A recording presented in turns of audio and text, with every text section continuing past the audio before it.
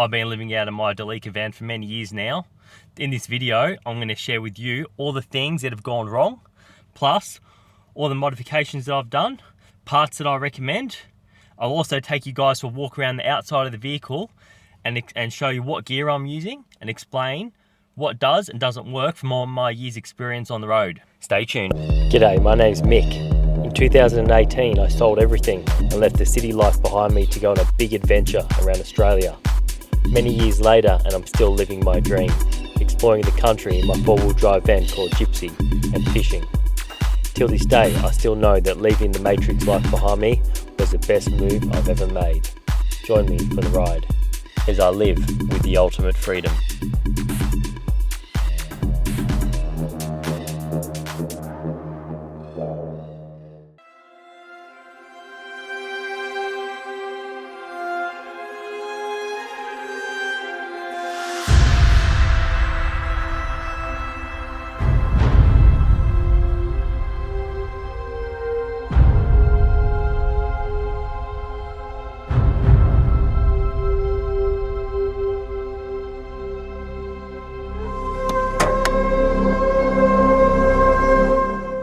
Hello everyone, welcome to another episode. My van is a 1998 L400, Series 2 that is, Mitsubishi Delica. It was optioned with the turbo diesel 4M40 motor. It is a high roof, there's also a low roof, this is a high, and it's a long wheelbase as opposed to short base. These Delicas, the L400s, also came optioned with a V6 3-litre petrol motor. I've had both motors, so I can give you a little bit of information and comparison between the two. I find that the V6 probably had a little bit more power. It was better on sand. It was not as good in terms of fuel economy, especially when loaded up. My first Delica was a short wheelbase, so it was lighter. I think in terms of reliability, both motors are quite similar. I wouldn't say one motor is better than the other, they're just different. If I was to recommend a motor, I would say if you're going to get a short wheelbase and keep it lighter, for example, use it more for weekend four-wheel driving, bush bashing, that type of thing, I would say go with the petrol motor. If you're going to get a long wheelbase and really load it up and have a lot more weight, I would recommend you getting the turbo diesel. Another reason I chose the turbo diesel is because it is a much smaller motor and it's easier to work on than the V6. It's got one head instead of two. Once you remove the intercooler, which I'll do later on, everything is quite easy to access. The V6 motor, to do the spark plugs, it's a big job because there's not much space in there. And you know, if you were to do rocket cover gaskets, if you were to crack heads, you got twice as much work to do. But overall, I prefer the diesel because my vehicle is on the heavier side. And so fuel economy is a key factor for me. The biggest issues that people face with the 4M40 motor is cracking heads due to overheating. These vehicles don't overheat under normal conditions. However, with age, the original radiator overflow bottle, which is made out of plastic, tends to become brittle and crack. And so if you're not regularly keeping an eye on it, you can very easily lose your coolant, overheat your engine, and then there you go, you're in for a head rebuild, which is quite costly. There's one of the first mods I've done. I did this on my V6 as well, aluminium radiator overflow tank. It's a really good quality one. Got this from Tigweld for You, which they're based over in England. It did cost quite a few $100s. Very much worth the money, in my opinion. To help with cooling, I've also had this 42mm PWR aluminium radiator installed. It wasn't cheap, somewhere around $1,200–1,300. There's no plastic parts, obviously more cooling capacity. I think for a diesel, if you're gonna get a diesel and load it up for touring, I think that the radiator and the overflow tank are really important. Now, the third modification that I've got to help with overheating issues is a low coolant alarm. This has already probably saved me once or twice from overheating my engine, and this is a really important modification for both the V6 and the diesel because If you do lose coolant and your engine temperatures go up, if you're just relying on your standard engine thermostat, by the time that you realize that it's overheated, it's probably too late. So the difference with my coolant alarm is it takes a reading off the top coolant hose. So as soon as there is air in the top coolant hose, an alarm will go off, a loud beeping sound, and an LED will light up on my dash and notify me straight away. So I'll just pull over and sort out the problem. Another modification, which is not imperative, but I like it, is my oil catch can over here. Now I only use Man and Hummel Pro Vent 200 original catch cans because not only have they been properly engineered not to restrict airflow from your engine breather, but they're also very easy to service. Literally, I can just undo that cap there and pull the filter out, clean it or replace it, and then put it back in. Very, very easy. I just engineered my own bracket for that. It's quite a simple design. I'll show you in case you're interested. I have cut a piece of aluminium plate and bolted it onto the right hand side of the brake booster, 2 bolts there. I'll just piggyback to there. And that doesn't interfere with the brake booster at all because it's basically just acting as a washer. And then I have gotten some 1-inch or 25mm vinyl clear hose from Bunnings and then adapted it to the original hose that used to go from the engine breather to the intake hose here, and I've cut it in half. I've actually swapped them around. I've just used reducers from Bunnings as well to go from that hose to this hose. Really easy, keeps my engine internals cleaner. It also allows me to monitor what's going on inside of my engine with the oil, you know, like for example, if there's ever water in there, it's obviously going to evaporate and then come out of the drain, which I'll show you down here. And there's my drain down here. Also allows me to monitor how heavy my engine is breathing. I do find that this motor breathes quite heavily, so there is a fair bit of oil in that catch can every time I empty it. I can't tell you exactly how much off the top of my head. And for the catch can, I would consider making mounting kits for Delicas in the future if there was interest shown. There really is nothing out there for the Delicas in terms of catch can mounting kits and aftermarket like that. So if that's something you're interested in, give us a comment. Another very small but convenient modification is this little aluminium thumb screw right here by Delica Garage. Now that's just something to help out with servicing when I do my coolant. It's just a plug for the cooling system, which you need to undo to purge any air out of your cooling system. Now the original plastic one, there's nothing really wrong with the original one, but they are plastic and they can break. So, you know, this also allows me to do things quicker, so I like that. I'm going to remove the intercooler and I'll show you what's going on underneath.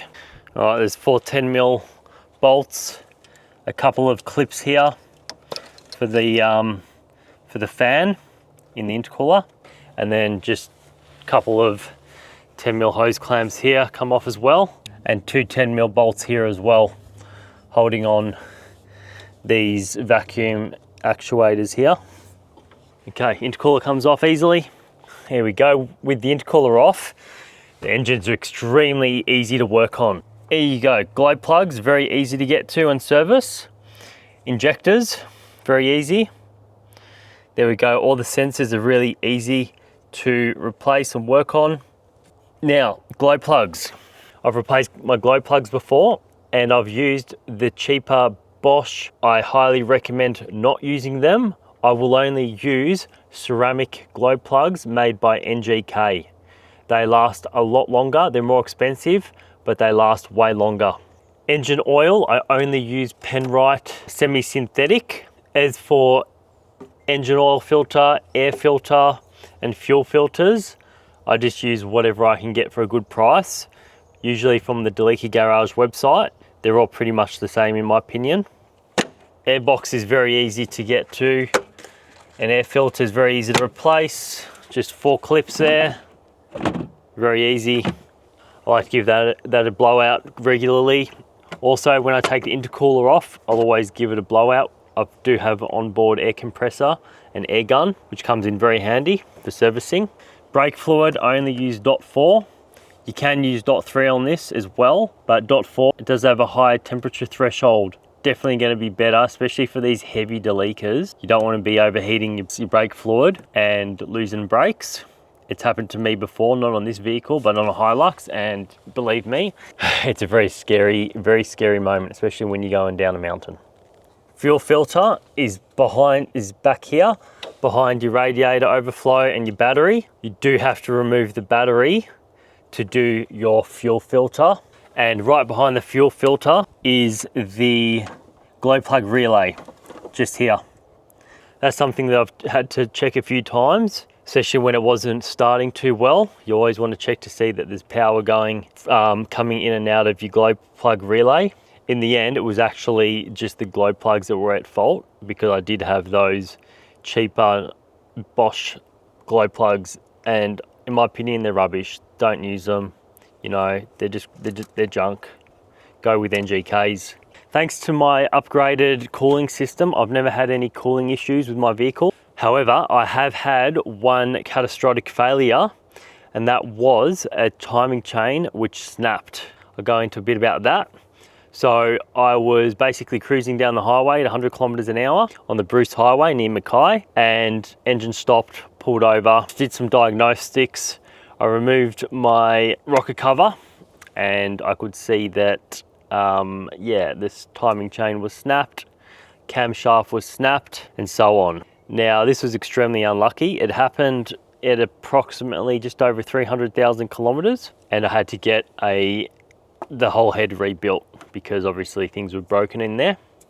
These are a interference motor, so if the timing is out, if you snap a timing chain, most likely it's gonna break a lot of parts in there.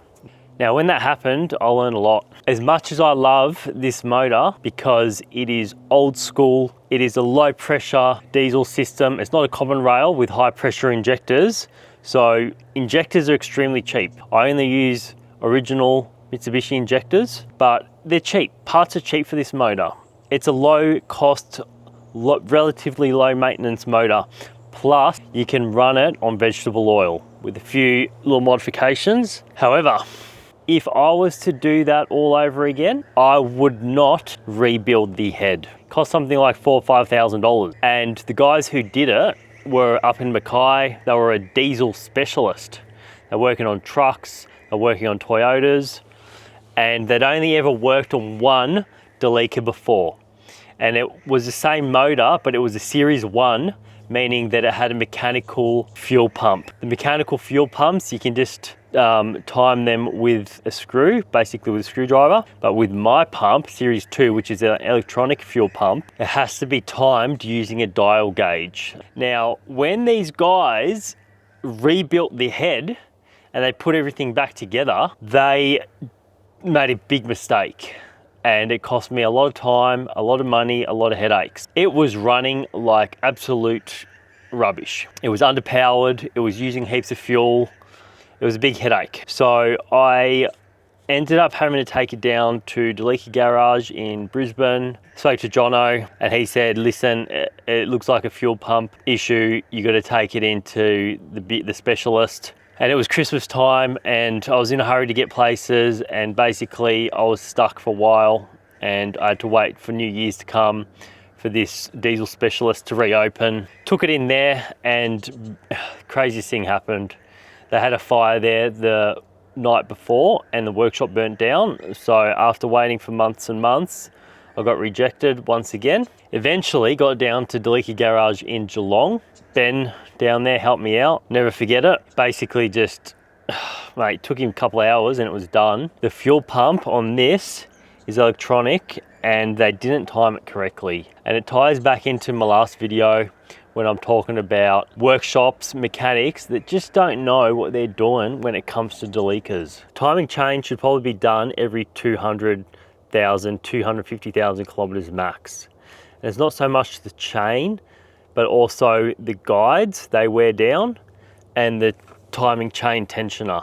So what I do now is I take the engine oil cap off, and you can actually see the chain right there, and it's a double chain, so it's very, very strong. With that axis, I can actually just give it a wiggle and see if it's too loose. Also, if there's a sound coming from your engine that sounds like a train chuffing along, that is a warning that your timing chain is loose and it's slapping around. So if you hear that coming from one of these motors, pull over or go straight to a mechanic. So if I was to do that again, I wouldn't actually get the head rebuilt. I would take this motor out and I would do an engine transplant with the newer 4M41 turbo diesel, which is commonly used in Pajeros. And this would give me better fuel economy, more power, and better engine reliability as well. I've seen 2 Delicas with the 4M41 and it is awesome. Only downside is you can't use vegetable oil to run it on. Recently, I had a look on Marketplace and I found a written off Mitsubishi Pajero with that motor in it going for $2,500. That means that I could basically, for $2,500, get all the parts or most of the parts needed. For example, the engine, the wiring loom, the computer, and then I could literally just do it all myself, my own labor, my own time, and swap the motor over. And yes, they do bolt straight up to the transmissions in these. I love these transmissions. You service them, you do the filters in them, you change the transmission oil, transmission fluid right here, and they just keep going. Most of these are automatics, as you may already know. There's not many manuals around, and I think they're a great transmission. Never had any issues on any of them. Maybe just, make sure that you're not leaking any transmission fluid, which just comes back to doing the service on it and making sure it's correctly sealed on the bottom where the pan is. Now, battery. You might be wondering, what kind of battery is this? I love Optima batteries. I had an Optima in my V6. That vehicle now belongs to my little brother, and it's been in there for nearly 7 years and it's still going strong. And he doesn't necessarily drive it a lot. I've seen that vehicle sit for a long period of time and sometimes only get started once or twice a week, and it's still going strong. So I've put in a blue top, which is a marine one. It's a starting battery. So it's got approximately 800 CCA. Listen, I've only had this one in here for probably 6 months at the moment, but from my experience, these batteries last much longer. They are a special type of AGM battery. There's no liquid in here. It's not your flooded lead acid type battery. Absorbed glass mat in these Optima batteries are very differently engineered. They're actually rolled up into spirals, and that's why it has that shape. As you can see, it's got this cylinder shape on the cells down there. The other thing I love about this battery is it gives me really good access. Because it's not too tall, because it's quite short and quite small, every time I need to do my fuel filter, which is behind here, I need to take this battery out. So it's a lot easier for me to get the battery in and out when I'm servicing, which I absolutely love. And yes, they are more expensive, but not much more. I don't think I paid more than $350, $400. The price of batteries these days for four-wheel drive is usually around the $300 mark. So if this is gonna last me, let's say 7 years, that's already twice as long as your regular lead acid batteries. A lot of people put in your regular N70, which is a very common lead acid battery for these, for four-wheel drives. And I did have an N70 in here before. I only got about 2 years out of it. It was very high, and it came up to about here. And it was very, very hard to get it in and out, especially, I'll just leave the intercooler in, especially when the intercooler's in. It was an absolute headache to get in and out every time, because you have to lift it up on one end and then pull it out on an angle, and watch out for the hoses and all that, and the cables. and it was a bloody headache. Yeah, definitely highly recommend these smaller Optima batteries. Also, I don't have to worry about refilling the water in it. It's a sealed battery, it's an AGM. It doesn't need to be serviced. With your high ones, you literally can't get to the back of the battery to fill up those little water points. Power steering has been pretty good to me. Only thing I've had to do was a couple of seals. I had to buy a seal kit and I had to take off the top hose here and replace a seal in the top of the power steering pump down here. There's two cooling hoses that come out the bottom of the reserve tank here, and they run underneath the battery and then they come out over here. Originally, there was actually a metal piece which got quite corroded, a metal hose that ran under the battery, and they corrode. They're prone to leaking, especially when the vehicle gets quite old. I did try and get replacement metal hoses and they were out of stock. I couldn't get them from Delica Garage. And then I realized that it's probably better, and this is what I've done, it's probably better just to delete those metal hoses and run normal cooling hoses directly from here to here. And I've done that, and I think it's a good little modification too, especially if your vehicle's getting older. I have replaced the coolant temperature sensor here once, and I'll reckon go with original Mitsubishi because the aftermarket ones are junk. Also, oil pressure sensor here, but I believe the top popped off it, and because it was an aftermarket one, I've gone with original again, I believe. A lot of them aftermarket stuff just isn't really good quality, so I'll try and stay away from it. Listen, you can do some aftermarket parts, but generally speaking, Mitsubishi original parts do last longer and they're worth the extra bit of money. Another important piece of information I'd like to share with you guys is when I did have that timing chain snapped, it just happened to be straight after the only time I had ever used cheap oil. I don't know, I can never prove whether it was directly related to using a cheaper oil or not, but I do remember my mate who was with me at the time up north, he was like, don't use it, that oil's really bad, it's recycled oil. And I didn't take his word for it, and yeah, timing chain snap. So now I always religiously stick to high quality oil, specifically Penrite semi-synthetic. It's a little bit more expensive, but hey, if you're gonna get more life out of your motor and not have any catastrophic failures, then it's definitely worth using the good stuff. Also recently put on some new drive belts, as you can see down there. Pretty easy job to do. You can just loosen off the alternator tensioner and take off the sump guard from underneath and basically get them on, pull them on with a few zip ties. I found zip ties helped a lot. And yeah, just get the tension from the bottom, get it onto the pulleys, and then re-tension up the alternator and lock it into place. If there's anything else you guys would like to know around the motor, leave a comment below. Also, if you guys want to know more about the coolant alarm that I have, also give us a comment. I'm thinking about possibly selling them and making kits for the Delica, and also of course the catch can. All right, let's move on to the next part. All right, down to the front bar. So as you can see, I've built my own winch plate. The reason I decided to go this way instead of having a normal bull bar is because I like to service my winch regularly, and it's a lot easier to service it, obviously, when it's just on a plate. Now you might think this is a bit unsafe, people can steal it. I do have a safety bolt down here that needs a key. For me, it provides enough protection if I hit a kangaroo or something. Now, I don't drive at night time on country roads. I avoid that because it's just too dangerous. There's too many cows, buffaloes, camels, you name it. There's a lot of animals out in outback Australia, so I just won't drive at night time. I went with the carbon winch because I've used it before on my first Delica. It was a great winch. The thing I like about it is the housing is made out of alloy, making this winch a lot lighter, so there's not so much weight on the front of my vehicle. I'm happy with this one. It's got me out of a few sticky situations. I'm very happy with it. I had to modify the front bar, obviously. I had to cut out a lot of the plastic to make it fit.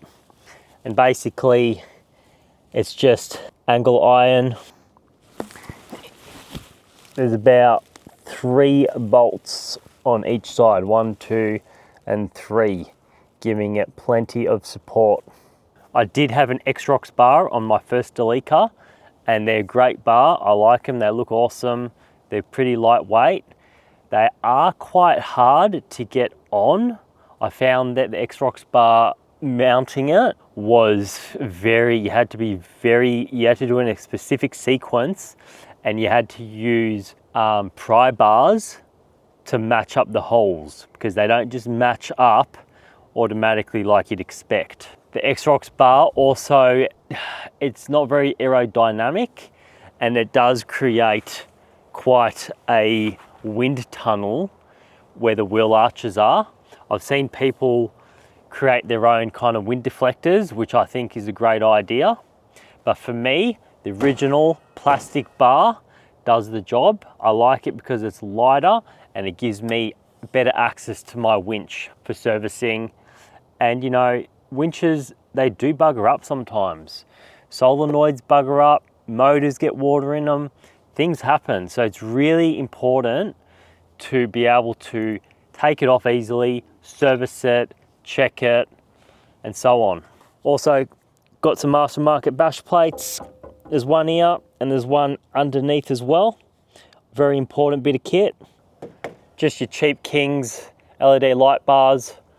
They do the job. They're good enough, they're cheap, no problems. You may have seen in one of my recent videos, one of my wipers actually failed. I got these new brackets from Delica Garage. They're stronger and less prone to breaking. Of course, I got a snorkel. Pretty basic bit of kit. Now, let's move down here. At the moment, I'm running 16-inch alloy rims, and I've just gotten these new tyres. They are Toyo Open Country all-terrains. The exact size is 255/70 R16, and they are an LT, light truck tyre. 10-ply rating, that's a sidewall. Being a heavily loaded touring vehicle that I live out of, it's very important. I find it really important to get the light truck with the heavier sidewalls, because at 50 psi, sometimes I'm getting a little bit too much sag. These tyres, I can pump them up to 80 psi's. For these tyres to fit, I did have to do a little bit of modification to the wheel arch, specifically over here. This has been bashed in, and I've also cut off a bit of metal here with angle grinder. It used to come down lower. And even on these aftermarket arches, these are aftermarket from Delica Garage. They look awesome. Had to grind a bit of them off as well. As for this side, I think it's all pretty standard. I do like the 16-inch instead of the 15. It gives me a little bit more better handling, especially on the road, on the highways and that. This is a change for me. I've always used the BF Goodrich all-terrain tyres, the KM1s on my older Delica. They were great. And then I had KM2s on this vehicle up until recently. Now I was going to go with the same tyre, the KM3. However, I was put off them because of two factors. One of them was the price had gone up by over $200 for a set. And two, I was told that they're using a much softer compound now on the BF Goodrich KM3s, and that they don't last as long. So I decided to try out these tyres instead, which were still around about $360 a tyre. I find that these are a lot more chunkier than the BF Goodrich. I feel like they're more closer to a mud tyre than an all-terrain. It's definitely larger gaps in comparison to the BF Goodrich all-terrain. I feel like the BF Goodrich all-terrains were probably a little bit better for highway driving and bitumen. I feel like these are going to be better for mud and soft ground. What's going on over here? Oh, yep. There's my water filler for my water tank. My water tank's on the inside of the vehicle, so I won't speak too much about it. But basically, I've got about 120 litres stainless steel tank on the inside there. Now, what's going on with these windows? These can be a bit of a problem. These are the nuts that obviously hold on 3 out of the 4 windows on the Delica. Apart from this nut here, there's 2 welds on this side, which are basically on a hinge. They're usually all right. But over here, these nuts are prone to actually vibrating off, especially on corrugated roads. And what happens is this nut will just fall off and you lose it. And then if you don't realize fast enough, a lot of the time, and this happened to many Delica owners, the glass, which is not being supported, falls out and breaks, and then you basically without a window. So what I've done to avoid that happening is I have gotten these little vinyl stickers, which are UV resistant and all that, and I've just put it straight over that nut to protect it. You could use anything. You could use tape, duct tape or whatever. Obviously it's not going to do as well in the UV light, but yeah, that's my solution right there. Bit of vinyl tape. Okay, what's going on up here? Now, it's mainly my shovel, held on by these Rhino rack lockable clamps. And then I've got my poles, which are specifically for picking fruit, coconuts and so on. They're extendable and all that. And I've also got my hunting, fishing spears up here, and my PVC pipe and an oar. All of these guys are being held on by these clamps, these rubber clamps. What's more reliable? What works better? The rubber clamps by Quick Fist or the Rhino Rack lockable clamp? Personally, I prefer the Quick Fists. They're cheaper, they're more reliable, they work.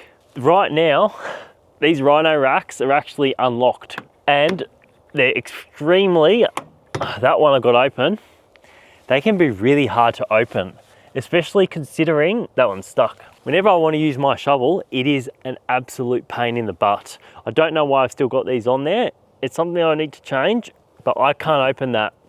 You're supposed to squeeze it together, you know, and we don't have a lot of strength when we squeeze, and I can't get that open. It's stuck. So Rhino Rack, $100 and something, absolute rubbish. In comparison, these guys, these are the best. Boom, open, pull it off, close it, easy done. I highly recommend the Quick Fists. They're a great product. They last in the sun, they work, and honestly, I don't need a lock from my shovel. You know, like the shovel costs 30 bucks or whatever. The actual clamps, the actual Rhino Rack thing costs over $100. Like, it doesn't make any sense. It's only a shovel anyway, so I would not use those again, ever. Now, this PVC pipe, I got these ends from Rhino Rack myself and I glued them on. So it's my own custom size. And I've just got more spears in there. I forgot about those. Cool. These guys are all right, I don't mind them. They're very dusty. You can see that there's a seal there, a rubber seal, an O-ring. There's still a lot of dust in there. So they're not dustproof, they're not waterproof. When it rains, water doesn't get in, but if you were to high pressure hose, you might get a bit of water and moisture in there. But yeah, they're all right, it does the job. Would I use them again? Honestly, once again, I don't think you really need to lock these things. I don't lock them. I've never had any problem with people stealing anything off my roof, but yeah, personal preference. All right, got my Max Trax on here. I'm using a Max Trax branded mounting plate and pins with a lock on there. They're good, does the job. I like them. It's worth the money, you know. One thing I will say about using locks, I've experienced, I will never use a combination lock again. Obviously, there's a lot of dust in the outback and it's always in the elements. So those combination locks, they seize up pretty quickly and they become very hard to use. So I do stick with your good old Lockwood. They're really good outside. You can give them a spray now and then with a bit of oil, like a PTFE or graphite type of spray. There's my solar panel. I recommend everyone use a house panel if you're going to be touring, if you're going to be living, van life, whatever, just get a house panel.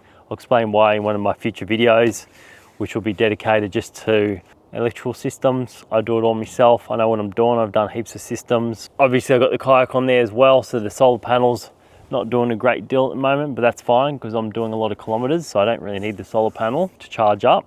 Everything's charged from my alternator. But yeah, usually when I go somewhere, I'm camping out, it comes off straight away. Sometimes I even lock it up on a tree or whatever and just leave it there until I'm ready to leave the area. Reverse camera comes in very, very handy. Not only does it come in handy for reversing, but even while I'm driving, I have it on all the time, just as a type of rear view mirror. And it shows me what's going on behind me all the time. Plus I can see my bike, I can see my gas bottle, I can see that everything is in place and everything's all right. All right, as you can see, there's a lot going on back here. Let's start over here. Double wheel carrier, good bit of kit. It is a custom made wheel carrier. It actually came with the vehicle when I bought it. The last owner was quite handy and he welded it up himself. I like it, it's pretty heavy duty. As you can see, I've had a lot of questions about this. Yes, it is just held on by a strap. The strap is relatively new. I keep an eye on it very, very regularly, and I've also got a little safety strap up here just in case something does go wrong. But if it's tight enough, not much can really go wrong. I've also just made a little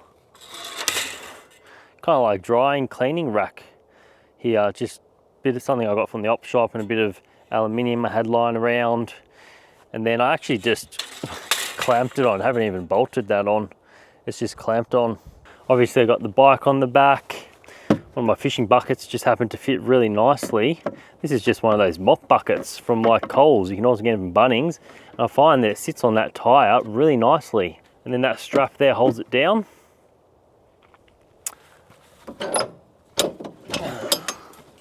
Swings open nicely.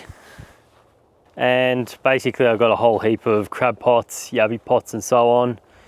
I just chucked a hook on here, and the bike rack itself, I made it myself. I just welded on this piece of box steel, and then I got a bit of Rio and I bent it. I heated it up and bent it into a U shape and then just welded on. Pretty dodgy looking welds, but it did the job. And the bike just sits there like that. Never had any issues with it. I've probably traveled 10,000 kilometers like that, and it's been perfect. I've got another camera right here, which comes in really handy if I ever need to put a trailer on the back or a boat or whatever. Don't really use that much, to be honest. And I've also added in, I've wired in this small LED bar. It's angled downwards, so it doesn't bother people, but it's wired up directly to my reverse light. So every time I go in reverse, it lights up behind me. I can see where I'm going. Oh, yep. There's my aerial as well, my UHF radio. What's going on this side? This is just one of those retractable clotheslines. It comes out really far. It's really handy. I absolutely love it. Didn't cost much. I've just obviously mounted it on to the same bit of aluminium that I have my Fiamma F45 awning on. Now these awnings, you usually see them on camper vans, caravans, that type of thing. They're a little bit heavier, obviously because they've got big arms in there and so on. I got it for a really good price on Marketplace. It was an absolute bargain. So I grabbed it, and it used to have a windy. And then I also found, for a really good price, a brand new motor made by Fiamma. So I actually have this working off my battery, and I absolutely love it because if it's raining and I don't want to get wet, I can literally just hit the button from the inside and there you go. It comes out. I can leave my side door open and not get wet. It's a great bit of kit. It also comes with a windy, and although it's a bit slow in an emergency situation, I can still wind it back in. I don't really recommend anyone doing this kind of modification unless they're very confident with electronics, because obviously, you know, mechanical things are usually easier to fix and easier to diagnose and that, but being someone with a lot of electrical background, for me it's a no-brainer. I just love the convenience of being able to not get soaking wet all the time. And I can even be in a car park at a supermarket and use it without, you know, without having to pull it all the way out like your regular awnings. Definitely a bit of luxury there that's not really necessary and does add quite a lot of weight, something like 20 kilos. Other thing about these awnings is they're harder to mount. You can't just have them overhanging heaps without support like a regular awning. They must be supported here, here, and over here. So I engineered my own bracket and it works really well. I'm really happy with it. I've got a socket here, 240 volt inlet. If I want to plug into power, charge up my batteries. Don't really use it much, to be honest. I've got so much solar and I have a lithium battery, so I don't really use that a great deal, but it does come in handy. Now what's going on over here? Now this Nissan cap here is my second fuel tank. And next to my second fuel tank, I have these two valves for filling up my rear airbags. So I have a second fuel tank, which is from a Mitsubishi Pajero. I believe it's from an NM Pajero. My second fuel tank is located directly underneath here where the spare wheel used to sit. This is a common Mitsubishi Delica modification, which can be done quite inexpensively, probably for a couple $100. It holds approximately another 96 litres. It's also a lot more weight. So I don't fill that up unless I really need to. It is controlled by a switch, so I can switch between the two tanks and it will feed directly from the tank to the engine. I prefer it that way. It also has its own separate fuel gauge. Comes in really handy. This extra tank alone will give me 500 to 600 kilometers. So the rear airbags are made by Airbag Man. I've had them on both of my Delicas. I highly recommend them. You can get them with or without a high pressure sleeve. With the high pressure sleeve, you can pump them up to 60 PSI instead of 30 PSI. I highly recommend getting them with the high pressure sleeve. For touring and for Delicas that are set up with a lot of weight in them, I think it's a really important bit of kit. They're not very expensive. They're very low maintenance. I've never had any issues with my airbags before. I haven't had any leaks even. They also will save you money in the long run because they'll take a lot of that weight out of your suspension components. I'm currently running them at the maximum, which is 60 PSI, because I have so much weight in here. I absolutely love this table. This is a modification that I did probably about a year ago. It's just a caravan table. You can get one of these from basically any caravan supplier. I purchased this one directly off eBay and had it delivered. It cost me about $100. It's aluminium construction. It's very simple. There's not much that can go wrong with it. Now to mount it, obviously I had to take the door skin off from the inside and get it into the right position for all of these bolt holes to line up and be accessible. I did use a pop rivet on one of them, as you can see there, but the rest are all using stainless steel bolts, quite small. It's a great little table. I use it for everything. I put my tools on there, it can carry a lot of weight, something like 20 kilos. I also use it for filleting up my fish. I use it for cooking. I use it for everything. It is a great bit of kit. It's very convenient. It's money very well spent in my opinion. I did also have to put a little bit of aluminium flat bar just behind it here, because the door obviously is not a completely flat surface. So I just did that to buff it a bit. While I'm here, also speak to you guys about the door handle. Now these door handles, they don't last forever. On this Delica alone, I've replaced this door handle 2 or 3 times.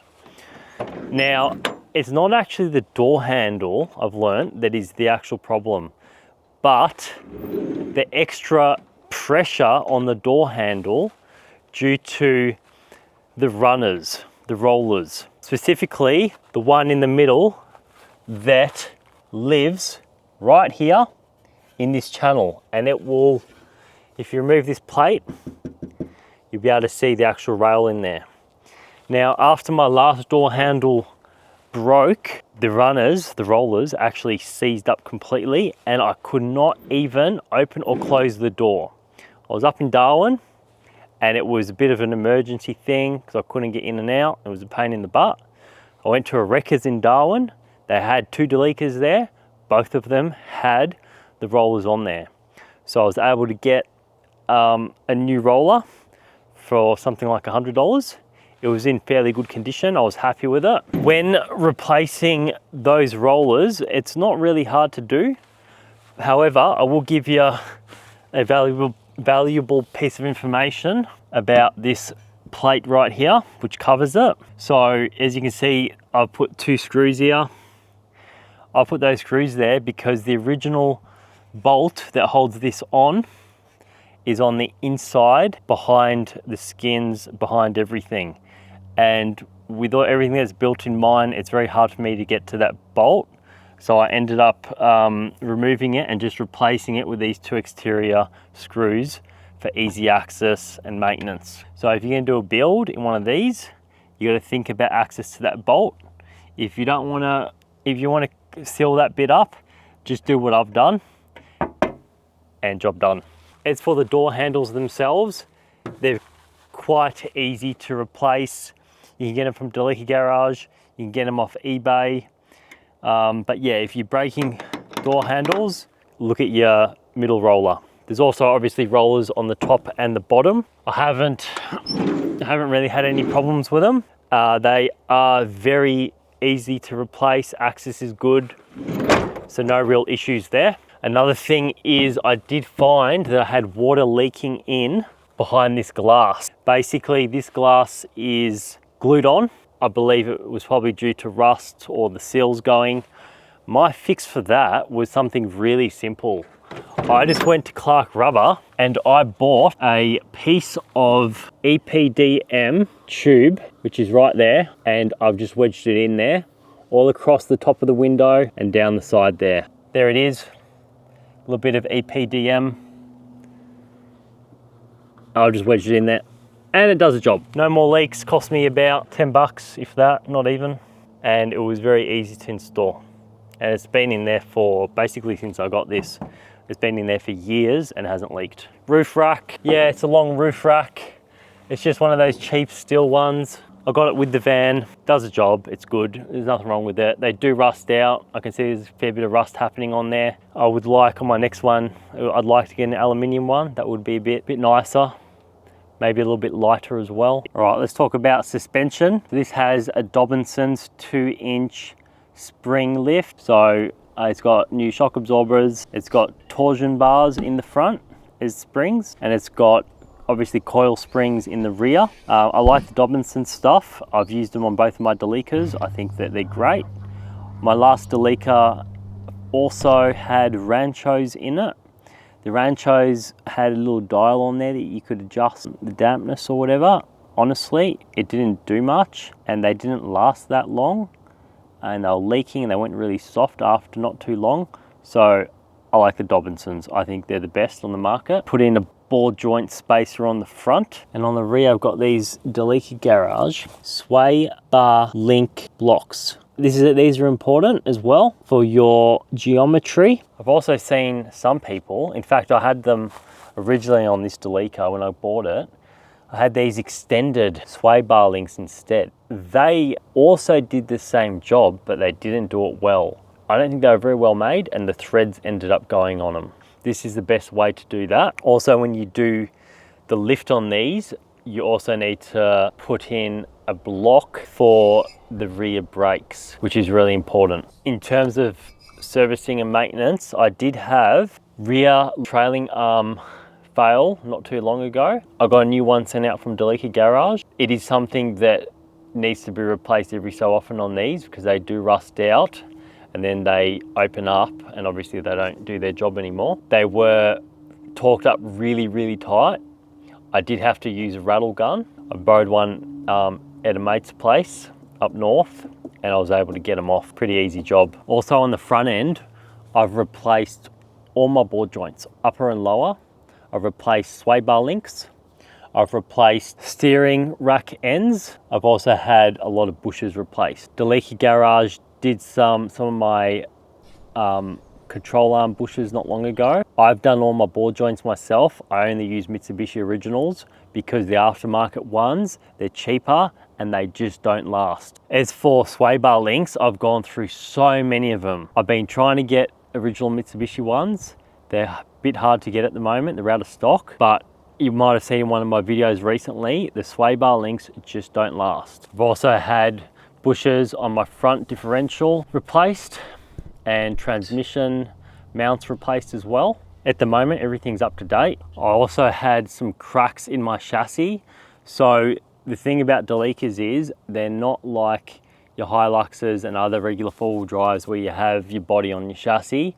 These guys, the chassis and the body's all in one, and it's not made out of like a cast iron type of solid one piece type chassis. The chassis is like 3 bits of steel which are pressed together.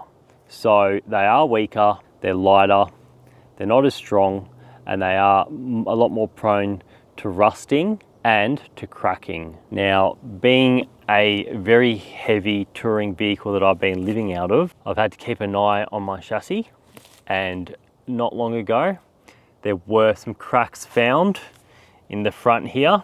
So I did have to take it to Delica Garage up in Brisbane, and they removed basically the whole front end, all my suspension and components, and welded and reinforced my chassis and then repainted it, put it all back together so that it's strong now and it's not going to have any problems in the future. Now, Delicas, you know, they come from Japan, and obviously Japan's a cold country and they can put salt on the road to break up ice. So you do have to really be careful when buying a Delica not to get one that's rusted out underneath, because if it's rusted out, it's basically junk. This one is in pretty good nick. I'm pretty happy with it. Going to be 30 years old soon, this vehicle, and it's still going pretty good. I do intend to get it up on a hoist at some point and do some rust treatment on it. That's a job that I really need to do, just to stop, you know, any rust from getting any worse and ruining my baby. Also, I do have a bit of rust on my roof. I'll show you it now. Delicas that have a sunroof especially, I believe, are prone to rusting right about here. I've already done one patch-up job on it, and it's come back because it was a bit of a rough job. So yeah, that's something you gotta look out for on these Delicas. Roof rust. It's not too bad at the moment. I'm gonna get it cut out, probably weld another plate in there. But yeah, I'm not too worried about that. She gets the job done still. So I've recently did my oil change on the rear differential, mainly because I'd put in an ARB rear locker in her for that extra bit of capability, especially being such a big and heavy vehicle. So I did my, I think it was 30,000 kilometer diff oil change. The access down there, especially with the second fuel tank, wasn't the best, but I find that I can just use my air compressor and basically pump it straight from the bottle through a bit of hose into the differential. And my front diff is all good, no leaks. Drivetrain is all good pretty much. There's some grease nipples under there that you got to grease up, like your drive shafts and that. I carry a grease gun on me, which comes in really handy for doing those. And another handy little thing is these plates here, they can come off. And they came in really handy for me when I was doing the wiring for me awning here. I think there's a screw under there, and then you take this off, and then there's a few holes there that you can feed your wires into for, you know, solar panels and stuff like that.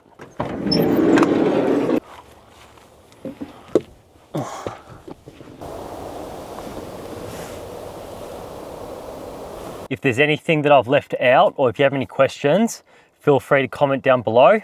Also, if you like to see my van in action all around Australia, check out my other videos. There's plenty of adventures, four-wheel driving, fishing, exploring, and so on. I will also be putting out a video of the inside of my van and all the modifications very soon. So please make sure you subscribe and like so you don't miss out on that. On top of that, I also do life coaching and coaching around living on the road and everything to do with it. So if you'd be interested in doing some coaching sessions with me, feel free to contact me via email or via Instagram at Bushmanmick. My email is down below in the description. And I've also got a donation page for those of you who want to support me to continue living this way and putting out awesome content related to Delicas, outback exploration, fishing, and everything else. All right, guys, hope you enjoyed the episode. See you in the next one. Over and out.